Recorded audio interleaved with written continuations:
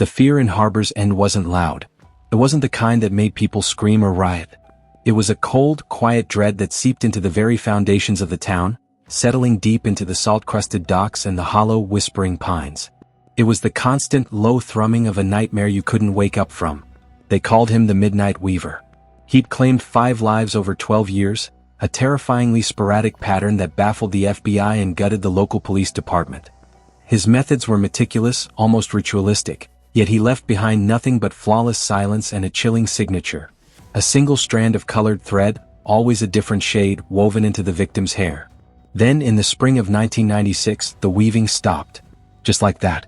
The killer vanished into thin air, leaving behind a terrifying legacy and a stack of case files that grew thicker and colder with every passing year. For Detective Elena Vargas, the Midnight Weaver wasn't just a ghost story, he was a career-defining failure. She was only 10 years old when the last victim was found, but she grew up on the periphery of that fear, and now, 30 years later, she was staring at his file on a worn-out monitor in the cold case unit.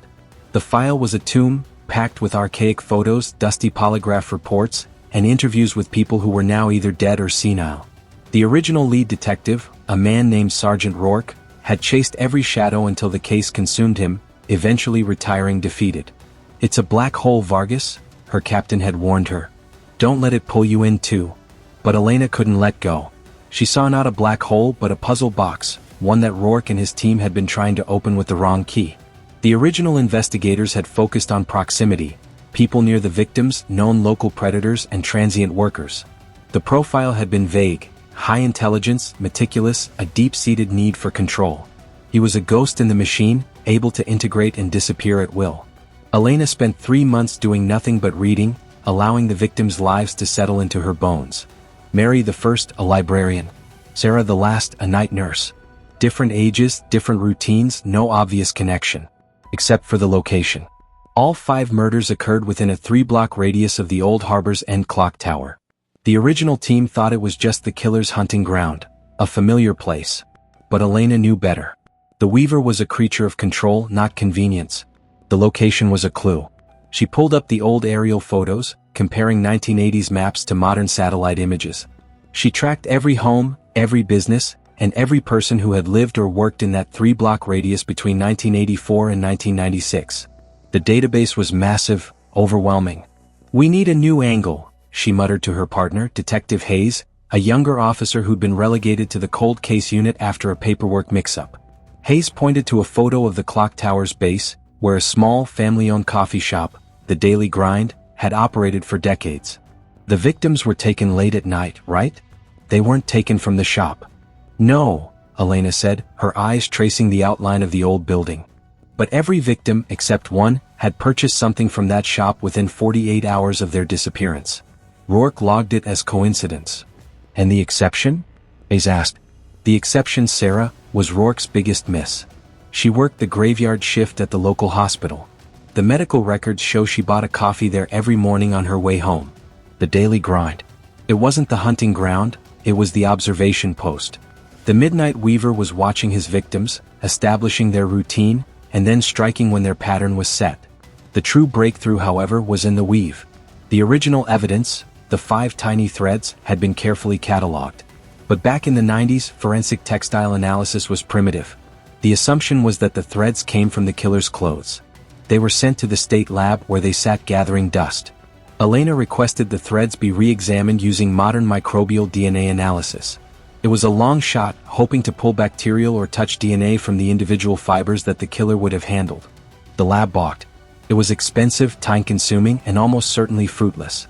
"Do it," Elena ordered, a quiet steel in her voice. "Every resource we have. This man took 5 lives and has enjoyed freedom for 30 years. We owe them this." Weeks turned into a month. The report came back cryptic. The fibers themselves were common, synthetic polyester. But adhering to the fibers were trace elements of 3 distinct, non-human DNA profiles. A very specific strain of pet dander, a rare species of moss, and a trace amount of a chemical preservative used in taxidermy. Taxidermy. Moss. Pet dander. The Midnight Weaver wasn't a shadow, he was a collector.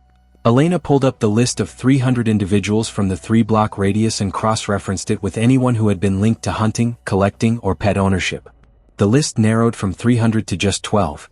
One name stood out: Arthur Vane. Arthur Vane, 68 years old, owned a small, discreet antique clock repair business called Timeless Hands, located directly across the street from the Daily Grind coffee shop. He was a pillar of the community, a widower, a soft-spoken man who volunteered at the library. He had been interviewed briefly in 1996 by Sergeant Rourke, had an airtight alibi, and was quickly dismissed. He was the man no one looked at twice. He was also the man who lived and worked in the center of the kill zone. Elena and Hayes walked into Timeless Hands.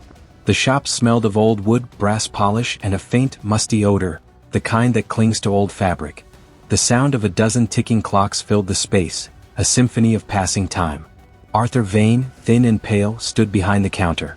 He wore a crisp vest and a gold watch chain, his hand steady as he polished a brass pendulum. He smiled warmly. "Detective Vargas," he said without surprise. "You're Rourke's successor, aren't you? Still on that old file?" "A tragedy." "The file is getting smaller, Mr. Vane," Elena replied, leaning on the counter. "We're cleaning house. Did you know you were one of the last people to see Sarah Miller before she disappeared?" "Sarah?" Vane tilted his head, feigning confusion. "Ah, the nurse? Yes. She came in every morning for a coffee. I used to see her across the street. A lovely girl. Sad." "Do you keep animals, Mr. Vane?" Vane chuckled, a dry, papery sound. "I have a Himalayan cat, Bella. Bit old now, but she keeps me company. Pet dander accounted for." Elena nodded, her eyes scanning the room. Behind Vane, a heavy velvet curtain covered a back workshop. The musty smell was stronger there. "We need to see your workshop, sir." "Oh, no need, detective," Vane said, his smile dissolving slightly. "Just clock parts. Oil, grease. Not much to look at." "We found something attached to the fibers of the Midnight Weaver's calling card, Mr. Vane," Elena pressed, her voice lowering, matching the low tick of the clocks. "A preservative used in taxidermy. It's rare, mostly used by private collectors for unusual specimens." "Do you have a hobby, Mr. Vane, other than fixing time?" Vane's face went utterly blank. He didn't flinch, didn't stammer. He simply set the pendulum down with excruciating care. "I keep birds, detective," he said softly, a confession disguised as a casual remark. "I'm a collector of rare, beautiful things. And sometimes I preserve them." He moved slowly, deliberately toward the back curtain. Hayes shifted, hand hovering over his weapon, but Vane didn't reach for a weapon. He reached for a cord and pulled the curtain back. The workshop was immaculate. Along one wall were hundreds of finished clocks. On the other, nestled on specialized shelves, were dozens of small, preserved birds. Finches, sparrows, and one magnificent, preserved scarlet tanager. But it was the table in the center that held Elena's gaze. On it lay a workbench, tools, and a small wooden spool. The spool was wrapped with dozens of shades of fine-colored polyester thread. Vane turned, the light from the back window illuminating his colorless eyes. "I enjoyed the hunt, detective," he whispered, the ticking of the clocks suddenly deafening. "I enjoyed the fear. But most of all, I enjoyed the silence. After I retired, I had no reason to weave anymore. I had perfected my craft." He gestured to the preserved birds. "I was always careful. Meticulous." Elena looked at the scarlet tanager, then back at Vane. "Meticulous, yes. But you forgot one thing, Mr. Vane. The fear you created in this town lasted for 30 years. And time catches everyone." Arthur Vane was arrested on the spot. The subsequent search of his home and business, including the excavation of his yard, finally brought closure to 5 families. The threads were not from his clothing but from his hobby. The chemical preservative was used on his specimens. He had taken one thread from his collection each time, a small prize from the hunt, a final mark of control. The man who fixed time was undone by it.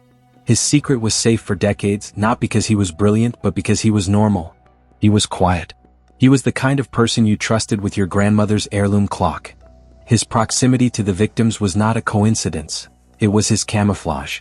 His ability to simply stop when he felt the heat rising was the true key to his evasion. He had the patience of a clockmaker. He could wait. But the world kept moving, and the technology designed to catch him finally had its day. The fear faded, but the lesson remained. Here's the terrifying truth we take away from the case of the Midnight Weaver. The monster you're looking for is rarely hiding in the shadows.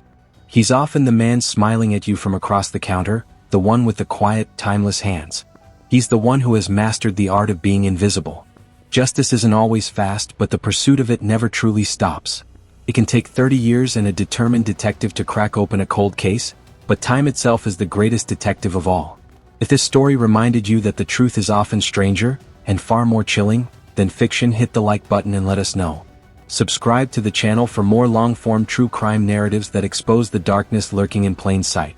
And please share this story with someone who needs to be reminded that every unsolved case is just a moment waiting for the right pair of eyes.